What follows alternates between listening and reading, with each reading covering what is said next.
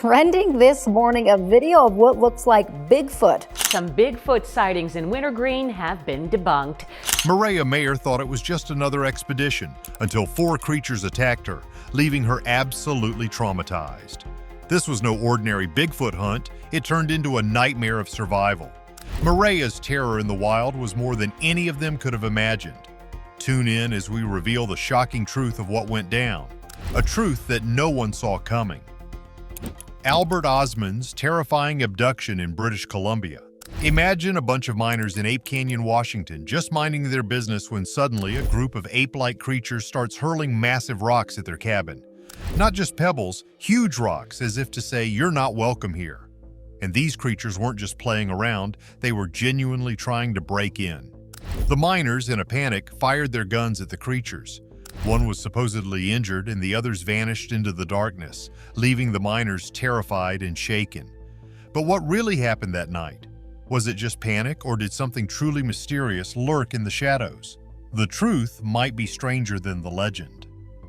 Around the same time, another chilling story emerged: Albert Osmond's tale of abduction.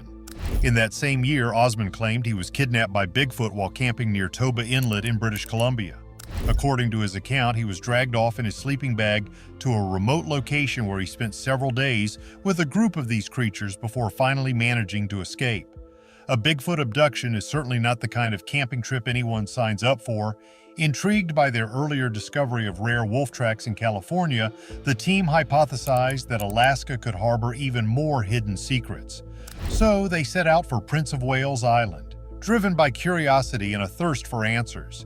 They were eager to find anything that could explain the strange animal attacks that locals had reported, yet they found nothing. No bodies, no tracks, no signs of struggle, just an eerie, unnervingly silent forest that seemed to be hiding more than it revealed.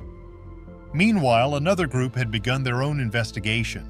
Mireya and Bryce, 2 investigators, had arrived on a nearby island where the local community was in a state of anxiety over recent strange events. Rumors had spread, and even town meetings had been held. They spoke to about 20 locals, but most were hesitant to talk on camera. Bizarre incidents had been happening, tools vanishing without a trace, only to reappear later at the edge of the woods, strange noises echoing from the darkness. It was the kind of stuff that makes you question reality. After much persuasion, they managed to convince one logger to share his experience, though he insisted on remaining anonymous. The strangeness only escalated. Some people packed up and left the island entirely. When even the trees seemed to be whispering for you to leave, it's hard to argue with them. Despite the warnings, Mireya and Bryce's curiosity drove them deeper into the woods. They had been warned by an older logger about people vanishing without a trace, but that only seemed to fuel their determination. The forest they entered was steeped in legends, tales of Bigfoot and other mysterious creatures that many would rather not think about. To cover more ground, the team decided to split up. Mireya stayed in the lower areas, while Russell ventured into the mountains. They brought along all sorts of equipment: drones, scent detectors, thermal cameras, anything that might help them track down what was lurking in the shadows.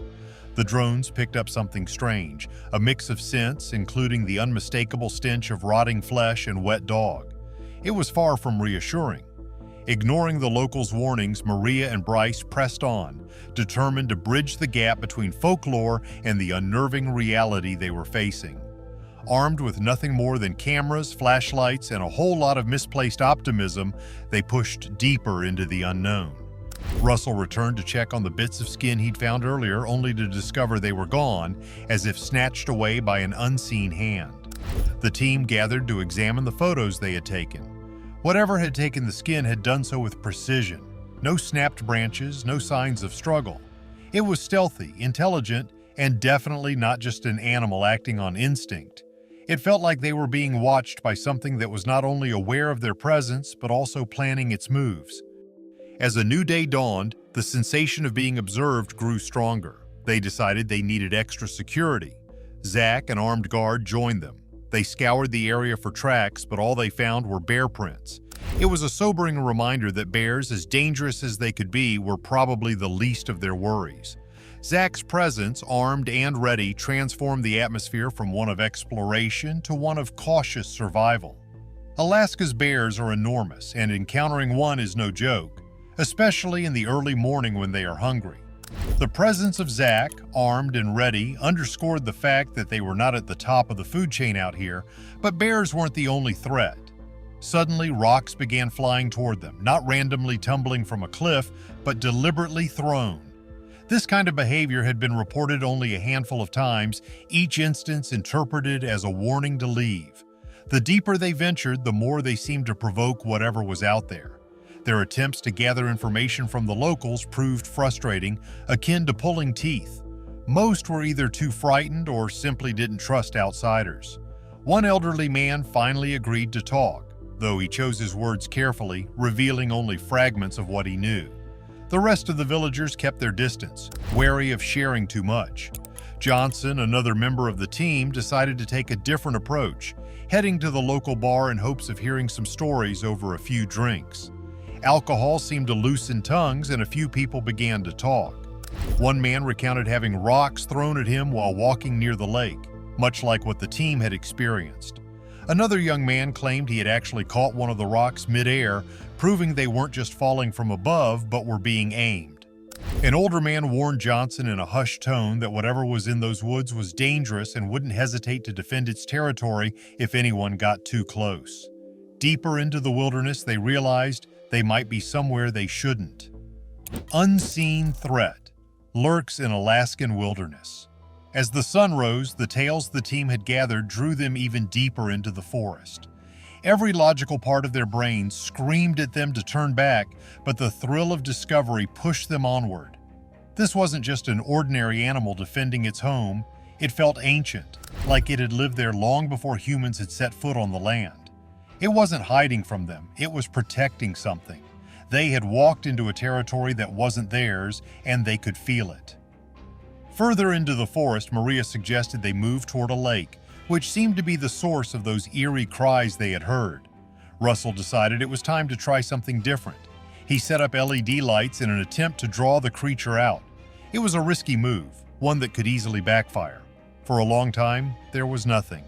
Then, out of the silence came the unmistakable howls, loud, guttural, and haunting.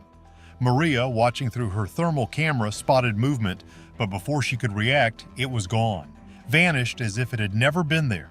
The locals had spoken of creatures near the lake, beings that could even board boats. These stories reminded Russell of the Kushtaka, a shape-shifting creature from Alaskan folklore known for luring people to their doom. It wasn't just an old wives' tale, it felt real. They had heard the cries, seen the signs, and found bones, all pointing to something far more dangerous than a bear. This expedition, which had started as a scientific endeavor, had turned into something else entirely. It was now a test of endurance, a battle between the team and an unseen force that seemed determined to drive them away. The island, the forest, the unexplainable noises, it was all closing in on them. Rocks thrown at their heads, shadows moving just out of sight, equipment failing at the worst possible moments. Something didn't want them there. After several tense encounters, the growing danger forced them to make a difficult decision, to abandon the mission before it was too late. They departed, but not without a sense of unfinished business.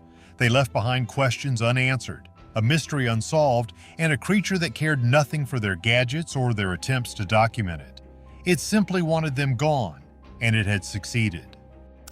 Was their retreat an act of survival, or was it the creature's way of showing them the door? It's hard to say, but one thing is certain: there are places in this world that are not meant to be disturbed, places that hold secrets far older and more powerful than we can comprehend. Sometimes the smartest thing you can do is walk away. Deeper into the Alaskan wilderness, the forest held on to its secrets. The towering trees, the endless shadows, the chilling cries, they all seemed to be guarding something, a truth that wasn't ready to be uncovered. The mysteries of Prince of Wales Island remain just that, mysteries. The team may have left, but the island hasn't changed. The whispers in the woods, the bones, the eerie cries, they all continue, as they have for centuries. And maybe that's the way it's meant to be. Not every mystery needs to be solved. Some are best left in the shadows, where they belong. Mireya Mayor thought she was going on just another Bigfoot hunt, but what she ended up with was a whole new definition of nature gone wrong. The kind of story where things spiral out of control so quickly that you start questioning why anyone even thought it was a good idea in the first place. Let's just say this expedition turned into a bit of a nightmare, and not the fun, oh look, a Bigfoot footprint type either. No, this was the kind that involved multiple creatures, and not the cuddly kind. Let's dive into what really happened. Mayor was deep in the supposedly Bigfoot-infested forest, ignoring all kinds of ethical issues that deserve serious attention. It's one thing to explore, but it's another to do so without considering the impact on the people and places being trampled over. And believe me, expeditions like this, they often miss the mark entirely when it comes to respecting indigenous lands, sacred spaces, and the stories the local communities have been preserving for generations. Take Prince of Wales Island, one of the filming locations. It might not have a big sacred site sign at its entrance, but local communities have stories. Important stories. The Tlingit and Tsimshian people speak of the Kushtaka, a shape-shifting creature that leads travelers astray. To them, these tales are real and they mean something. They are warnings and lessons passed down through generations. Instead of respecting these legends, the show's crew charges in with a mindset of, maybe Bigfoot's here, let's poke around and see what happens. It's more than just naive, it's reckless, both culturally and environmentally. It's not only about stomping over someone's beliefs, though that's bad enough. There's also the fact that these expeditions are often intrusive in very real ways. Imagine having a place meant for connecting with your ancestors, a quiet place that should be left undisturbed. Now imagine a group of strangers showing up with cameras, equipment, and no respect for what that place means. It's like taking a sacred temple and turning it into the set for a cheap reality show. They are not meant to be stages for outsiders' amusement.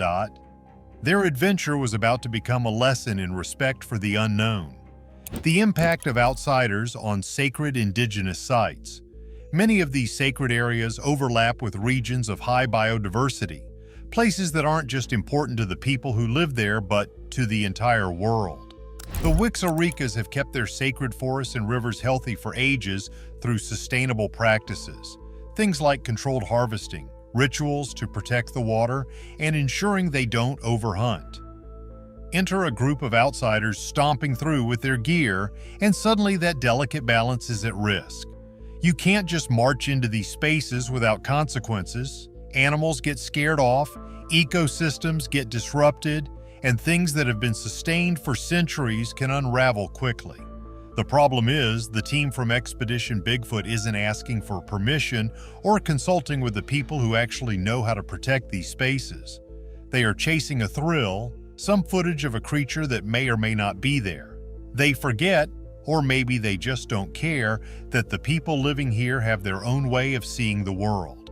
They have knowledge of these lands that goes much deeper than any outsider could understand. But the explorers, they come in, they leave, and they leave behind whatever mess they made, culturally, environmentally, you name it. The worst part is, treating sacred spaces like an adventure playground strips them of their meaning. These places are meant to stay untouched, full of spiritual energy, not be the backdrop for a sensational TV episode. Indigenous people see these territories as inhabited by spirits, ancestors, and forces that aren't meant to be disturbed. Cameras, drones, equipment, all of it breaks the natural order that's supposed to be there. It's like shining bright lights into a dark room that was never meant to be illuminated. Something is lost when that happens, something that can't just be put back. The ethics of this kind of exploration boil down to respect. Respect for the people, the land, the culture, the history. What we see with things like Expedition Bigfoot is a disregard for all of that in favor of entertainment. But true exploration, the kind that doesn't harm, doesn't disrupt, and doesn't disrespect, means collaboration. It means asking, listening, and being willing to walk away if that's what's right. Sacred places deserve reverence, not intrusion. And if that means Bigfoot stays a mystery, maybe that's for the best. Now let's dig deeper into the implications of trampling over these sacred lands and disregarding their cultural importance. The impact of these expeditions runs deeper than what meets the eye, affecting both the immediate environment and the larger cultural narratives that define these communities. The lack of respect for Indigenous stories and spaces is not a standalone issue. It ties into a larger history of exploitation and neglect. The history of exploration is riddled with examples of outsiders walking into spaces they do not understand and wreaking havoc, intentionally or not. The attitude that everything is up for grabs, that the world is a puzzle to be solved, a mystery to be uncovered, has often led to immense damage. It's the same attitude that led to colonialism, that still fuels exploitative tourism today, and that we see playing out in modern times with shows like Expedition Bigfoot. The notion that there are uncharted lands waiting for discovery overlooks the fact that these lands have been known and cherished by people for generations. Let's consider the idea of consent. In the context of Indigenous lands, consent is not just about getting a nod of approval before setting foot on sacred soil. It's about understanding and respecting the value of what's there, acknowledging that these lands hold meaning beyond what outsiders can immediately perceive. It's about dialogue, about asking questions and being open to hearing answers that might not fit into the narrative you were hoping for. The principle of free, prior, and informed consent (FPIC) isn't just bureaucratic red tape. It's a safeguard for communities who have seen their land, culture, and identities threatened time and time again by those who come, take, and leave. When expeditions like this one happen without proper consent, the disrespect is twofold. First, there's the immediate impact. People coming into spaces where they do not belong, carrying equipment and attitudes that disrupt both the environment and the spiritual significance of the place. Second, there's the message it sends, that the cultural and spiritual values of Indigenous communities are somehow less important than the entertainment value of a television show.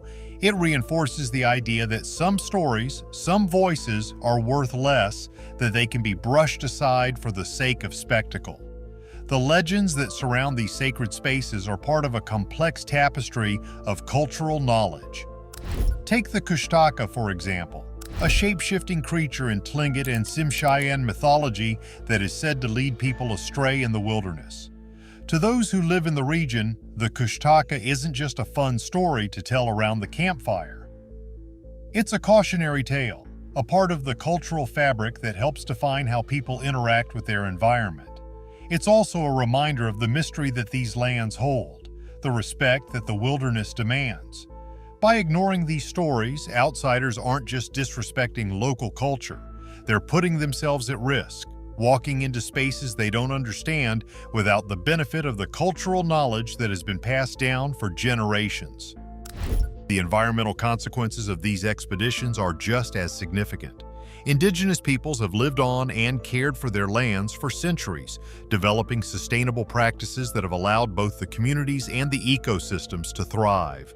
Sacred forests, rivers, and mountains are not just culturally significant, they are integral parts of a carefully maintained balance between people and nature.